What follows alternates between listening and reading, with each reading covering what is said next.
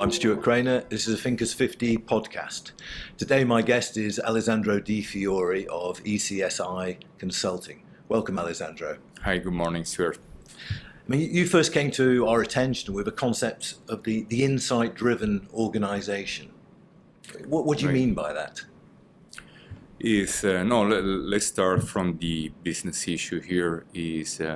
Most of the companies, particularly the large multinational corporations, they are very much numbers driven in their innovation processes. They've been engineering, or to some extent over-engineering, the stage gate process with quantitative business cases and criteria and NPV, and to some extent analytics are driving decisions, and it should be the other way around. So qualitative judgment and strategic insights should be serving the decisions, at least at the initial stage of the innovation process, when everything is more fuzzy and at the concept stage.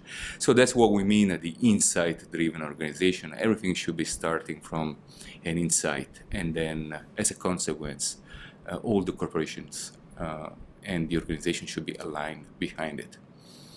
So it's counterintuitive or counter to the prevailing fashion for big data and analysis. But what you're saying really is that judgment trumps analysis.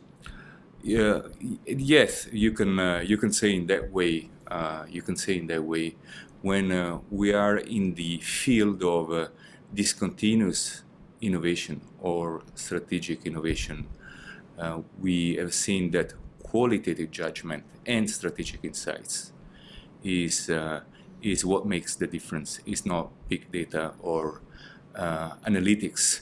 And there are many stories, for example, about Steve Jobs, who was against the quantitative data and even against the quantitative market research, supporting very important investment decisions on the company. And the company is still running in this way. Qualitative judgment is behind every single important decision before running the Excel and the spreadsheet. Yep. So how do you improve the qualitative judgment of innovation? I think you talk about democratizing insight generation. What do you mean by that, right, Alessandro? Right. Well, I think let me step back, Stuart. The first point is a mindset shift in the business leaders of thinking about qualitative judgment as an organizational capability. Only if you do the shift, you understand that as an organization, you can develop a capability over time which is sustainable, and you plan for it. You can replicate over and over again the power of great insights and qualitative judgment. So to build that organizational capabilities, we set a framework with 6 principles, one of which, very important that you mentioned, is about democratizing strategic insights or democratizing insight generation. And again, this is a counterintuitive. If you think about innovation and strategy is a perceived word of the elected. Only few people in the organization do it. They can be in the strategic planning department, they can be in the innovation lab, but no, only few people, the elected, are running the innovation and the insight generation process. And that's not the point. You have thousands of people in the organization, and the collective power of those brains, it can be exponentially higher than few, or the brightest few people, wherever they are located. And that's the point of democratizing insights, and is not new. If we go back to the Toyota production system and to the principles of lean production, we can see that the basic principle behind all the approach and the theory is pushing down the responsibility for operational improvement up to the blue collar in the shop floor. So everybody is responsible for it. And it's exactly the same principle in insight generation. Ideally, in the company, everybody who will be or should be responsible. So the mass of the employee. So that's what we mean for democratizing insights, and is really inverting the pyramid of strategic insight generation. So it's kind of lean innovation. It's kind of a lean innovation, yes, because you can, if you are able to harvest the collective power of your brains, you can absolutely also approach the innovation investments in a very lean way. I mean, most companies rely on market research professionals to carry out research into what the customer needs and the customer's aspirations, but you think that doesn't particularly work? This is a great point, Stuart. Actually, no, we have a credo, or we have a motto here, which is a zero-based market research consultants. For that's something we really believe. We recommend to consumer goods and automotive, to all different industries. And there are two reasons for this. The first reason is today everybody has a smartphone in their pocket in any large corporation.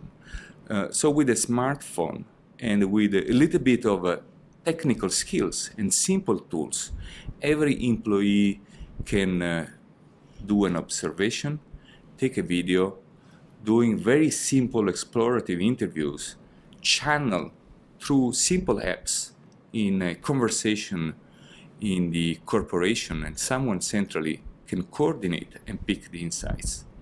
And so you are using the power of your salespeople and technical people who daily interact with customers to capture insights, also to test and validate some insights.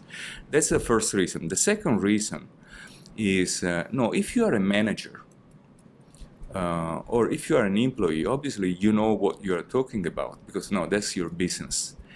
And from neuroscience, the creative process is coming out effectively when first you have a passion and motivation.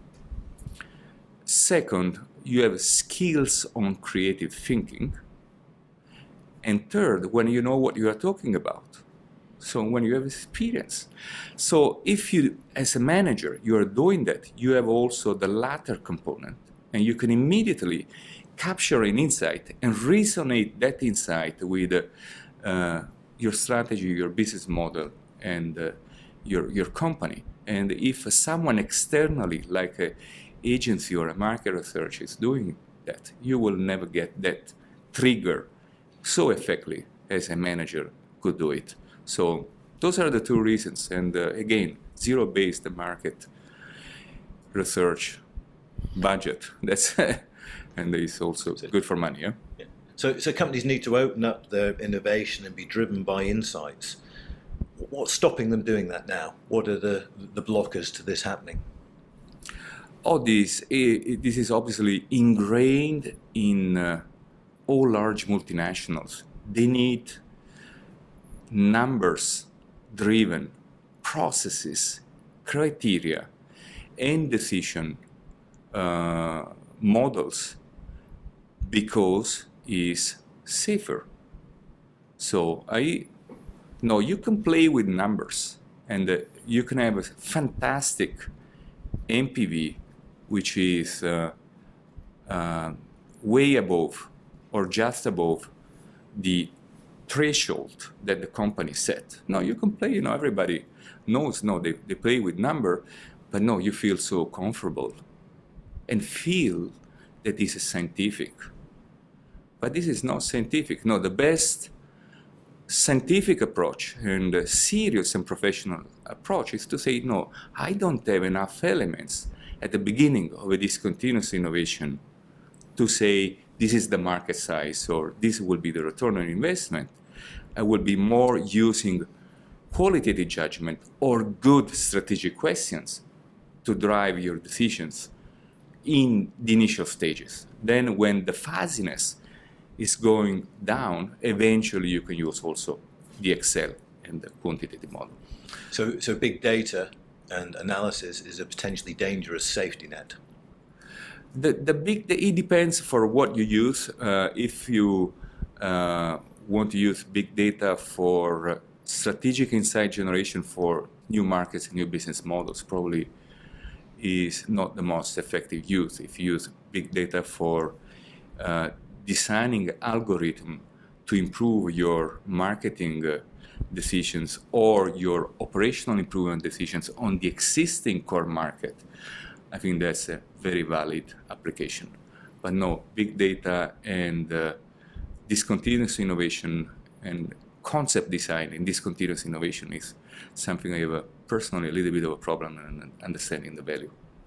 Alessandro Di Fiore, thank you very much. Thank you very much, Stuart. Thank you for listening. That was a Thinkers 50 podcast.